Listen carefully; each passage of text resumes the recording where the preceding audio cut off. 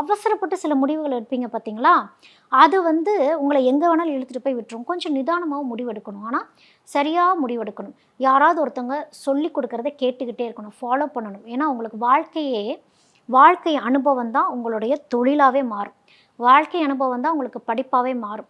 மகர ராசி பெண்களுக்கு ஆர்ட் ரிலேட்டடான சப்ஜெக்ட் சூஸ் பண்றீங்க.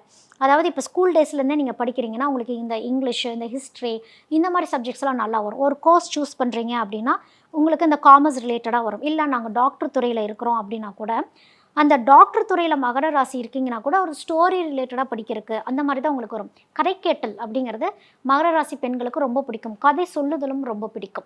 அப்போ இந்த மாரி ஒரு துறைகள் சூஸ் பண்றது. மீடியா துறை ரொம்ப நல்லா செட் ஆகும்.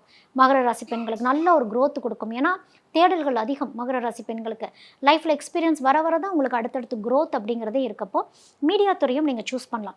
லைஃப் பார்ட்னர சூஸ் பண்றப்போ மட்டும் சில பரிகாரங்கள் செஞ்சுட்டு நீங்க திருமண வாழ்க்கைக்குள்ள போறீங்க. அதாவது குரு ஸ்தலங்களுக்கு போய் குரு பரிகாரம் அப்படிங்கிறத நீங்க பண்ணிக்கிட்டீங்க அப்படின்னா, உங்களோட திருமண வாழ்க்கைங்கிறது நல்ல ஸ்டெபிலைஸா குரோத்துக்கு கொண்டு போகக்கூடிய ஒரு அமைப்பு.